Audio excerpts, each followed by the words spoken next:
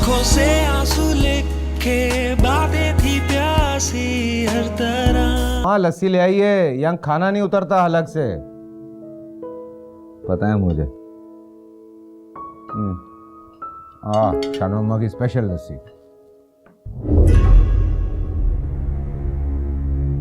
किसी को इतना मत सताओ कि कोई तुम्हें भी जहर दे के मार दे। शानो, मैंने तुम्हें ज्यादा तंग तो नहीं किया ना? नहीं बीबी जी।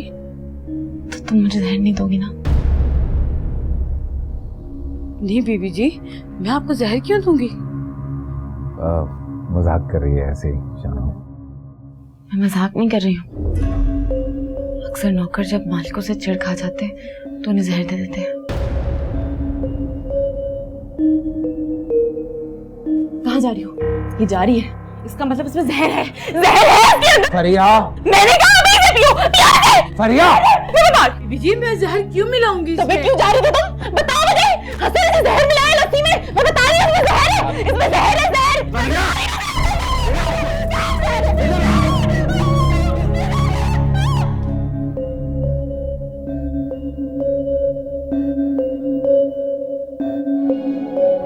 मेरी बात क्यों नहीं सुन रहे? वो जहर दे रही है मुझे। वो जहर दे के मुझे मार देगी। मुझे मार के क्या करे? क्या करे हो तुम? क्या करे हो? हसन, तुम मुझे क्या बोलते हैं? हसन नहीं करो मेरे साथ इस तरह। नहीं करो, मेरा दम घुट रहा है। मेरा दम घुट रहा है यार। हसन नहीं करो मेरे साथ।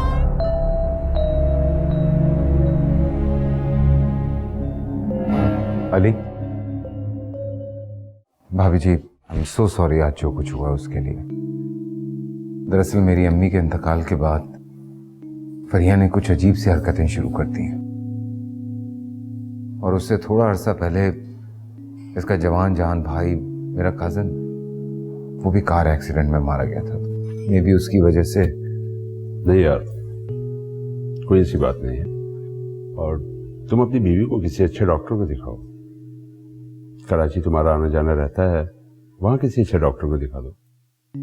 मेरी वालदा की तबीयत भी ऐसी रहती थी डिप्रेशन की वजह से, तो उनका इलाज हमने, क्या नाम था उनका, डॉक्टर रजा से उनका इलाज करवाया था हमने और काफी बेहतरी आई थी। तो एक बार उन्हें चेकअप करवा दो। ये ठीक रहेगा। तो मुझे उनका नंबर दे देना। नहीं, नंबर तो नहीं है, हॉस्पिटल का एड्रेस है मेरे पास।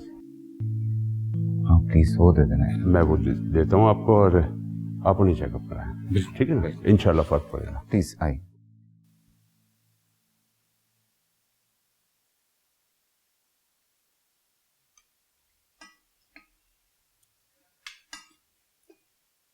करवा दो बेटा, लो ना।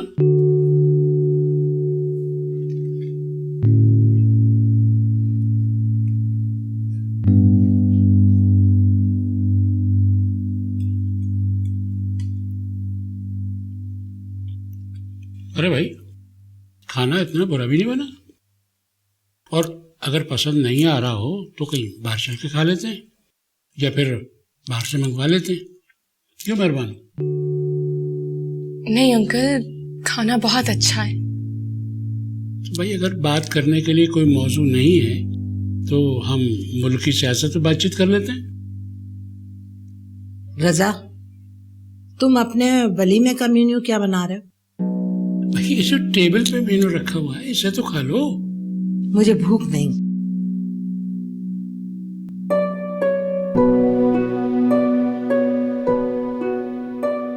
बेटा बात यह कि इंसान जब काफी अरसे तक किसी जुमूत का शिकार रहता है ना, और जब उसमें तब्दीली आती है तो बड़ी मुश्किल से उसको एक्सेप्ट करता है। मैं तो ये कहूँगा बेटी के फरजाना की बातों का बुरा मत मानना। वो दिल की बुरी नहीं है, दिल की बहुत अच्छी है आंटी तुम्हारी। नहीं अंकल, मैं बिल्कुल भी आंटी की बातों का बुरा नहीं मनाती। डॉक्टर साहब, आप मुझे ड्रॉप कर देंगे? भाई अभी तो कॉफी पीते हैं ना, और रजा बहुत अच्छी कॉफी बनाता है। हाँ भाई रजा, खाने के बाद हम तुम्हारे हाथ की कॉफी पियेंगे। श्योर। मैंने वैसे भी खाना खत्म कर लिया है, मैं जाके कॉफी बनाता हूँ।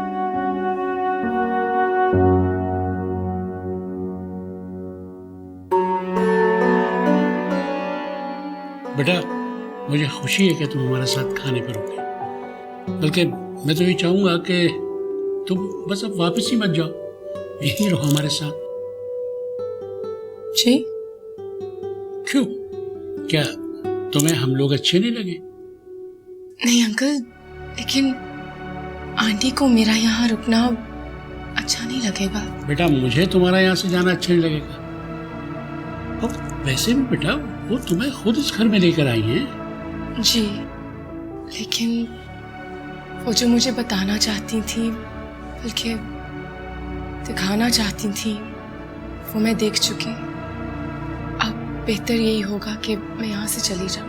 बेटा, तुमने क्या ये सब देखने के बाद फैसला किया? अगर बेटा अब तुम खाना नहीं खा रही तो फिर हम लोग बाहर लॉन में चल के कॉफी पीते हैं, ठीक है? चलो।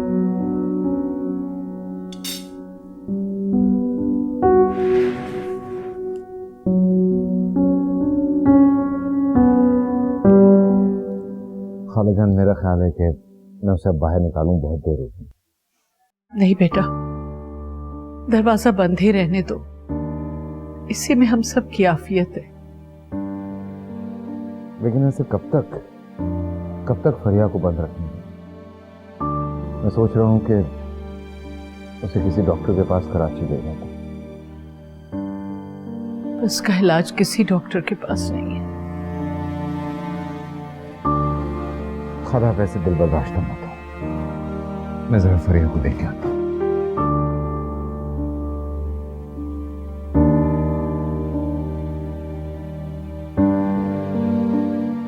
मेहरबानो, तुम जो भी फैसला करो सोच समझ कर करना, और अगर मुझसे किसी किस्म की मदद चाहिए तो तुम मुझसे मशवरा ले सकती हो।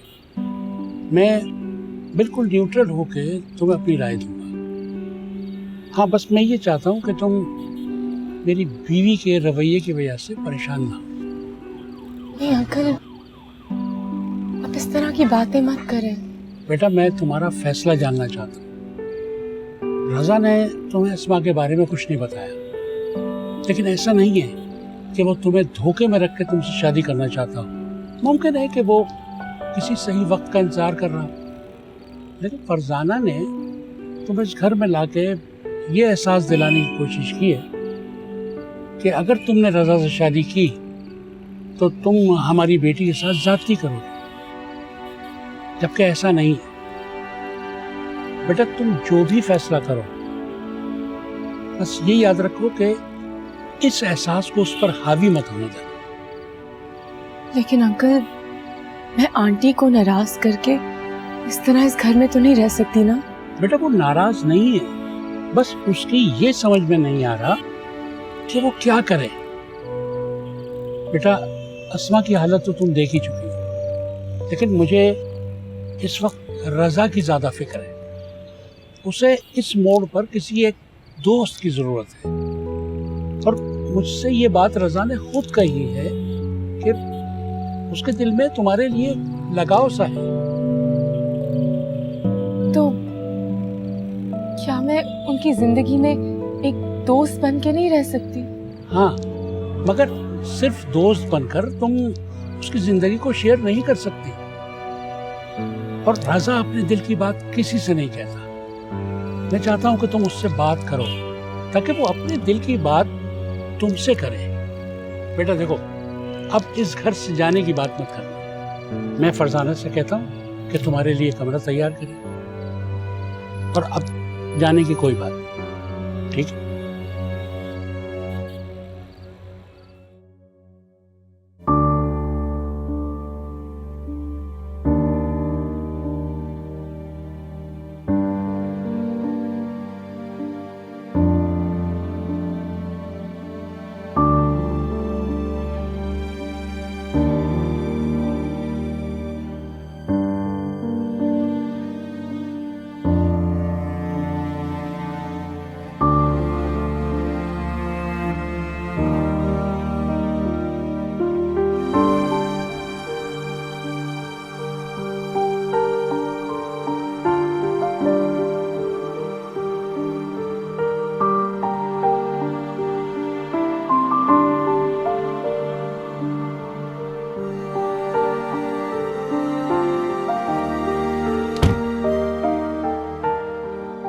फरिया की तबीयत बहुत खराब है।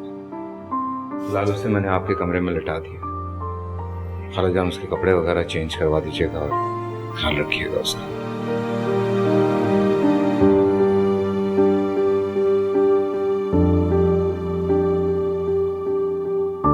जाओ जरा मेहरबानों को जाके अस्मा का बेडरूम दिखा दो।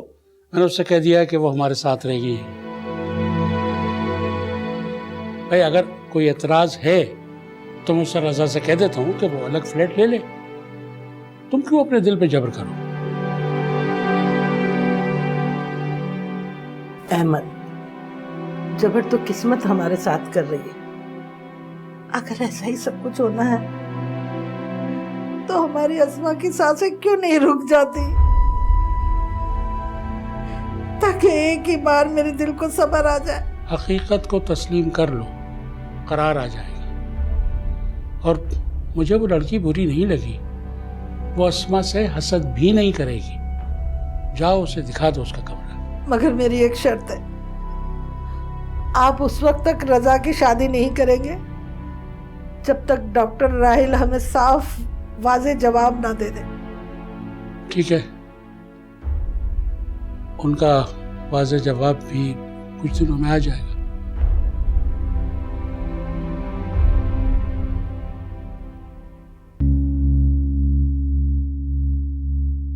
शाह साहब, आपसे एक बात करनी थी। कहिए। वो अमीना बीबी के कपड़े। नहीं शानो अम्मा, वो कपड़े आप किसी को नहीं देंगे। हाँ, जहाँ तक अम्मी के नाम पे खैरात करने वाली बात है, मैं नए कपड़े लेकर गरीबों में बांट दूंगा, पर वो कपड़े मेरी माँ की निशानी है। वो तो जल गए। कैसे? फरिया बीबी ने जला दी। फरिया ने कपड़े जला दिए? पर क्यों? वो तो वही जाने। और कब जलाए थे उसने ये कपड़े? बहुत दिन हो गए। और आज बता रही हैं आप मुझे? शाह साहब, अच्छा नहीं लगता हम मुलाजिम होकर शौहर से बीवी की शिकायत करें। मैं आपको परेशान नहीं करना चाहती थी। सोच रही थी वक्त गुजरेगा, फरिया बीबी ठीक हो जाएंगी। परेशान तो उसने करके रख दिया मुझे। अजीब वसवसों में घिर के रह गया हूं मैं। शानो अम्मा, मुझे कुछ ना कुछ गड़बड़ जरूर लगती है। कुछ पुरसरार, कुछ ऐसा जो अब मैं और आप न देखना चाहते हैं और ना ही सुनना चाहते हैं। आप उसे डॉक्टर के पास लेके तो जाएं, हो सकता है उसकी तबीयत ठीक हो जाए। ठीक तो हो जाएगी वो, लेकिन मुझे लगता है कि हमारे ताल्लुकात ठीक नहीं रहेंगे। सब कुछ बिखर जाएगा शानो अम्मा।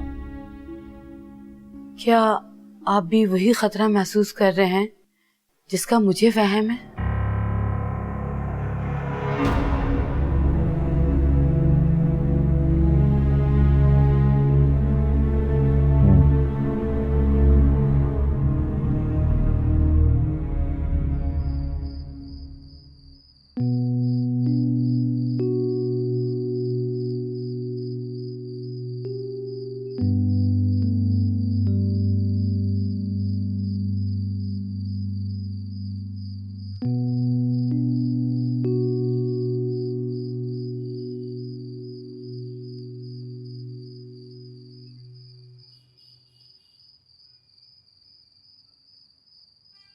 अंकल आपसे बहुत मोहब्बत करते हैं। मेरे बाबा और अस्मा के डैड बहुत गहरे दोस्त हैं। दोनों ने साथ पढ़ा था। इनफैक्ट मैंने और अस्मा ने भी साथ ही पढ़ा था। हम दोनों फाइनल ईयर में ही थे कि एक कार एक्सीडेंट में मेरे मामा और पापा की डेथ हो गई। मेरी तो जैसे दुनिया ही खत्म हो गई थी। मैं शदीद डिप्रेशन में चला गया। आप डिप्रेशन में चले गए थे? लेकिन आप तो लोगों को डिप्रेशन से निकालते हैं। हर शख्स जिंदगी में कभी ना कभी डिप्रेशन में जाता जरूर है। हर शख्स की जिंदगी में ऐसा वक्त आता है जब उसे लगता है कि उसकी जिंदगी बेमाने और हर चीज बेकार। उसका दिल चाहता है कि वो किसी तारीख कोने में अकेला इस दुनिया से दूर चल जाए। तुम कहती हो कि मैं लोगों को डिप्रेशन से निकालता हूं,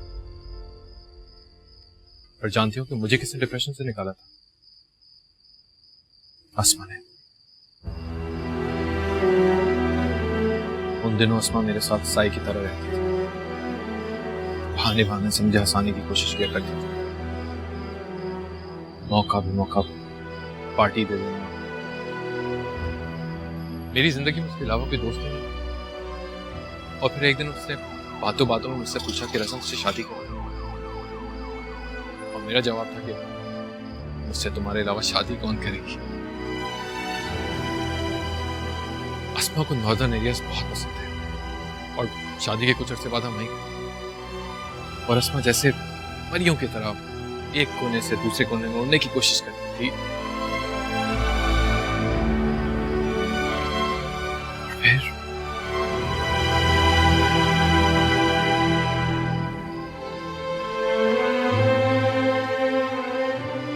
फिर उसका पाँव फिसल गया।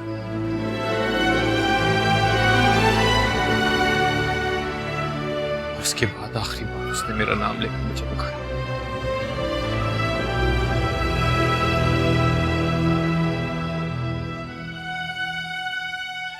उसके बाद सिर्फ खामोशी थी, सिर्फ खामोशी। मैं चाहता हूं जैसे उसने मुझे डिप्रेशन से निकाला था,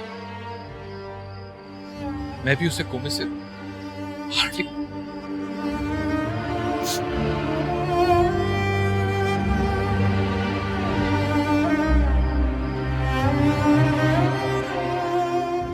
तुम फिर रोने लगे? प्लीज मेहरबानी मत रो। इस बार दुख सुनाने की बारी मेरी। मैं गाड़ी की चाबी ले आता हूँ, तुम्हें छोड़ा। रजा, अंकल मुझे कह रहे थे कि मैं यहीं रुक जाऊं।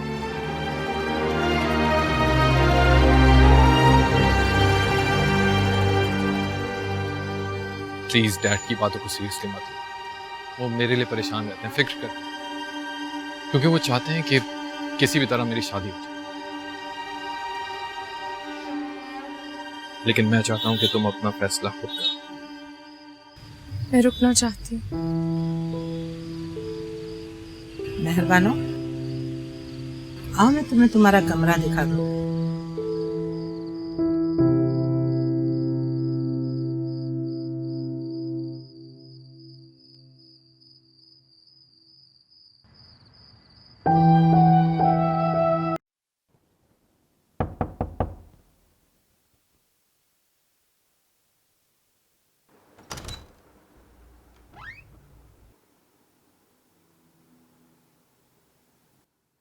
हाँ बेटा।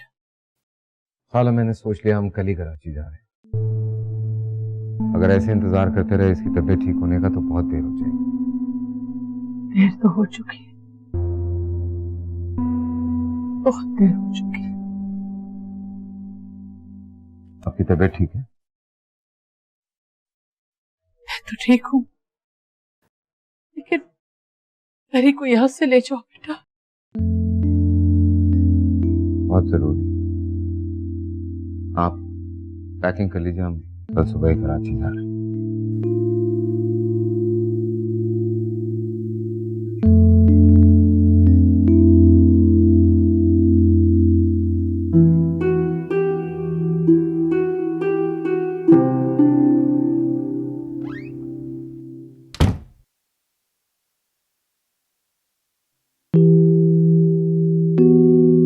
पैकिंग कर लीजिएगा, आप सुबह हमारे साथ कराची जा रही हैं।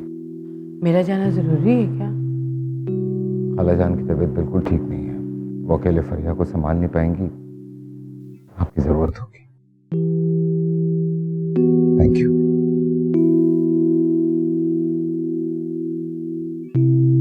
आओ, ये रहा तुम्हारा कमरा, आज से तुम यहीं रहोगे। मैं तो अपनी किस्मत को कोस कोस के थक गई, मगर मेरी किस्मत में यही लिखा था कि मैं अपनी बेटी की सौतन को अपने घर खुद ले आऊंगी। आंटी, शायद आपको अंदाजा नहीं है, कि रजा अस्मा से कितनी मोहब्बत करते हैं। मैं जानती हूँ रजा अस्मा से बहुत मोहब्बत करता है, लेकिन मैं ये देख रही हूँ कि तुम में ऐसी क्या बात है जो तुम रजा के दिल में उतर गई हो। बड़ी खुशकिस्मत हो। जो लड़की सारी जिंदगी अपने नसीब को रोती रही, अपनी किस्मत को कोसती रही, आज उसे खुशकिस्मत होने का ताना मिल रहा है। आंटी मैं बहुत बदकिस्मत हूँ।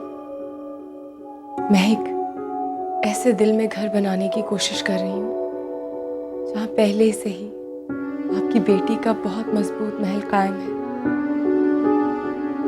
घर की मालकिन सो रही है तो मैं चुपके से अंदर आ गई।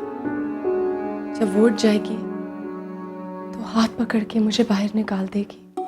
क्या तुम शोर नहीं मचाओगी या फिर चुपके से निकल जाओगी, या फिर इस उम्मीद पे हो कि मालकन सोते सोते मर जाए?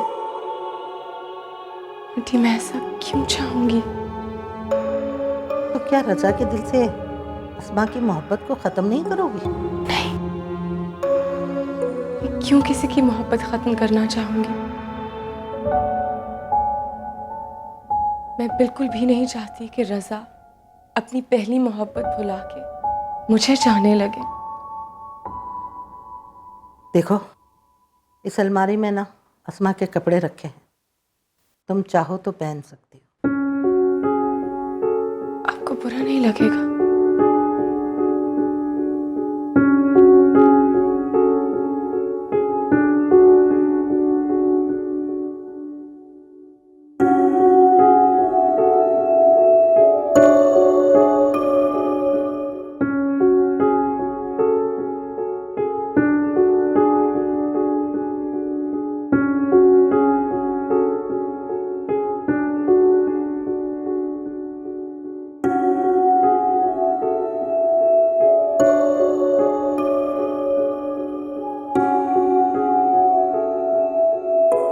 उमर, मेरा मोबाइल नहीं मिल रहा है। बैग में होगा, देखो कहाँ जाना है।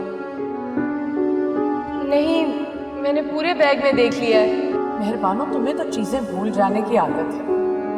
अच्छा अम्मी, आप गुस्सा ना करें, मैं अभी जाके ले आता हूँ।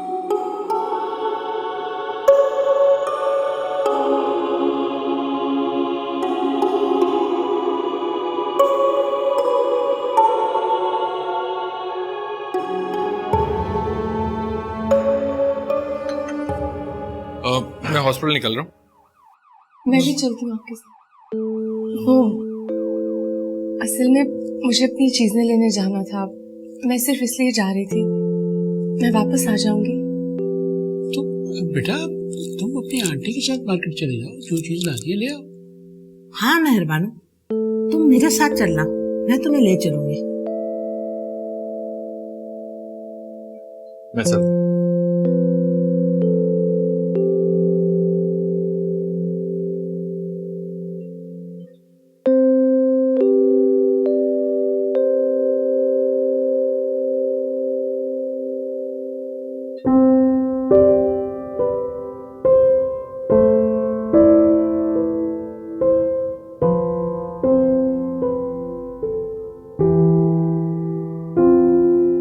क्या सोच रही हो?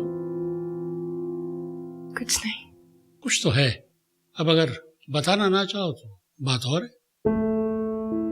मैं बस सोच रही थी कि एक इंसान जैसा लगता है जरूरी नहीं कि वो वैसा हो।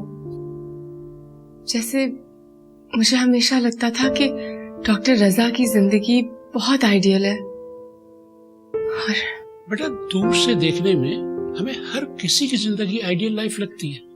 अब जैसे आप घर को बाहर से देखें, किसी बड़ा आलीशान बंगला लगता है, और हम ये सोचते हैं कि उसमें रहने वाले कितने खुश खुर्रम तरीके से रह रहे होंगे। और अब तुम तो इस घर में आ चुकी हो और ये भी देख चुकी हो कि हमारी जिंदगी कितनी खुश खुर्रम। लेकिन डॉक्टर रजा ने कभी जाहिर नहीं। डॉक्टर रजा नहीं, अब वो सिर्फ रजा है तुम्हारे लिए। वो इस घर में डॉक्टर नहीं है, बल्कि अब तुम्हें उसकी डॉक्टर बनना है। तुम ऐसा करो बेटा, जाके तैयार हो जाओ, मैं फरजाना से कहता हूँ कि तुम्हें मार्केट ले जाओ, जो तुम्हें शॉपिंग करनी करने दो। देखो फरजाना अगर कोई ऐसी वैसी बात करे ना तो बुरा मत मानना, ठीक है बेटा? जी मैं कोशिश कर रही हूँ कि उन्हें जो खदशात हैं वो खत्म हो जाए। गुड।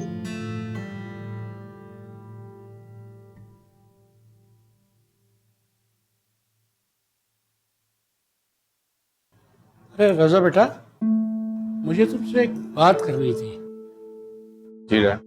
नहीं ऐसी कोई परेशानी की बात नहीं है, बस वो फरजाना ये चाह रही थी कि तुम्हारे और मेहरबानों के निकाह से पहले अगर हम डॉक्टर राहील का कोई वाज़ेह जवाब ले लें।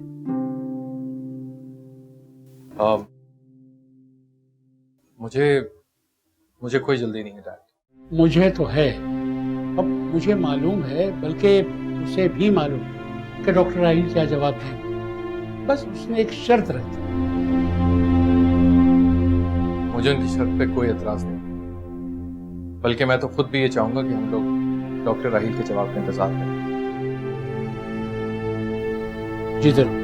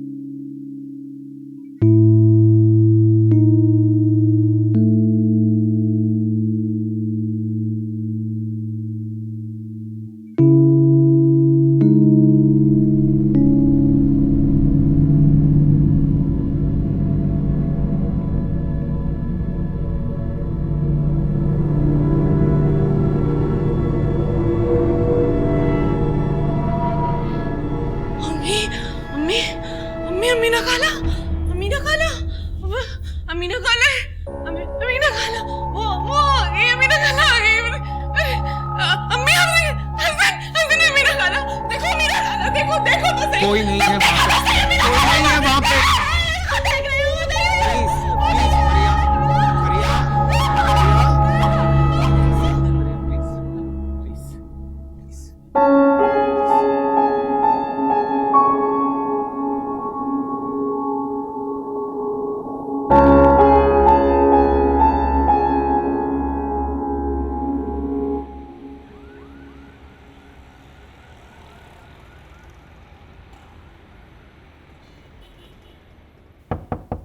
जी प्लीज।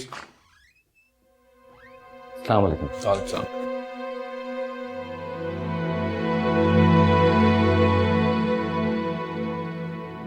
My wife. Actually वो अली he referred me कि मैं okay okay okay, please have a seat. Thank you. क्या मसला है इनके साथ? डॉक्टर साहब खुद पे काबू नहीं रख पाती है, उठ उठ के इधर उधर भागने लगती है, अजीब अजीब हरकतें करती है, हर वक्त इसे खौफ तारी है जैसे कोई इसे जहर पिलाकर मार दे। लेकिन इसकी कोई खास वजह? एक्चुअली मेरी वालदा को मेरी एक्स फियांसे ने जहर पिला के मारा था। ओह वैसे कभी कभार ऐसी सिचुएशंस में इंसान पर खौफ तारी हो जाता है। इनकी हालत कब से? जब से अम्मी का इंतकाल हुआ है ये बस ऐसी गुमसुम सी रहने लगी है। शुरू में थोड़ा नॉर्मल बिहेव करती थी मगर अब तो। और कोई खास बात जो आप बताना चाहें? इनके रवैये में कोई अनयूजुअल बिहेवियर या समथिंग लाइक दैट? मुलाजमों के साथ मारपीट भी की है इसने और मुझे मेरी एक मुलाजमा ने बताया कि इसने अम्मी के कपड़े जला दिए, ये कहकर के इसको अम्मी नजर आ रही है इसलिए ये सब कुछ ऐसा कर रही है। If you don't mind me asking, क्या आपकी वालिदा और इनके दरमियान कभी कोई रंजिश रही है? आई मीन कभी कभार सिचुएशंस हो जाती हैं। नहीं बल्कि मेरी अम्मी तो बहुत पसंद करती थी। एक्चुअली भांजी है मेरी अम्मी की। हम हमारी शादी तो उनके इंतकाल के बाद हुई है। डॉक्टर साहब, जैसे मैंने आपको बताया, जिस लड़की को मैं पसंद करता था उसने जहर देकर मारा है मेरी अम्मी को और इल्जाम इस पे लगा दिया था। हाँ, काफी कॉम्प्लिकेटेड केस लग रहा है। मैं फिलहाल इन्हें ट्रैंक्विलाइजर प्रिस्क्राइब कर रहा हूँ। इनकी हालत जैसी बेहतर होती है तो मैं खुद इनसे बात करूंगा। क्या नाम है इनका? फरिया।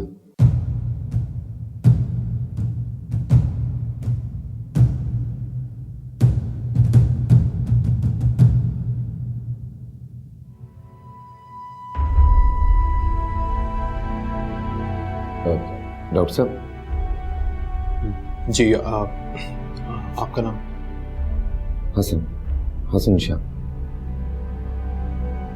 क्या मैं पूछ सकता हूँ कि आपकी मंगेतर का नाम क्या था?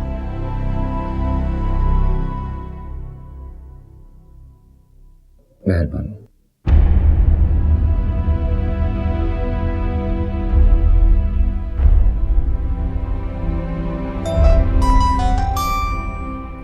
Excuse me, can I take this? Sure, please. Hello. Hello doctor Raza, मैं बस हॉस्पिटल आ रही हूँ। मैं निकल गया हूँ, तुम मत आना। जी मगर मैं तो मैं घर आके बात करता हूँ। ओके? जी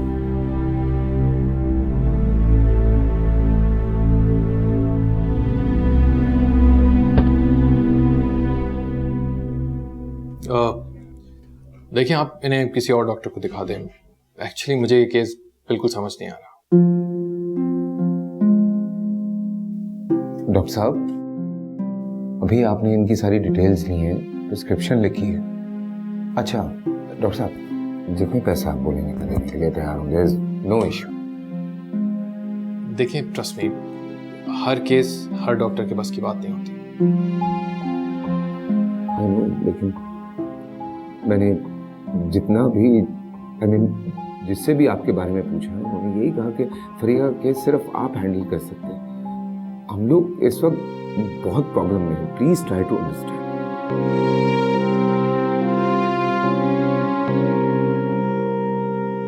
देखिए, मैं मेडिसिन प्रिस्क्राइब कर चुका हूँ और मैं फिर आपसे कहूँगा कि प्लीज़ आप कोई और डॉक्टर ढूंढ लें। Very humbly please. और जहाँ तक मेरे ओपिनियन की बात है, मैं सिर्फ यही कह सकता हूँ कि इन्हें प्रॉब्लम किसी बात की गिल्ट है। प्लीज़।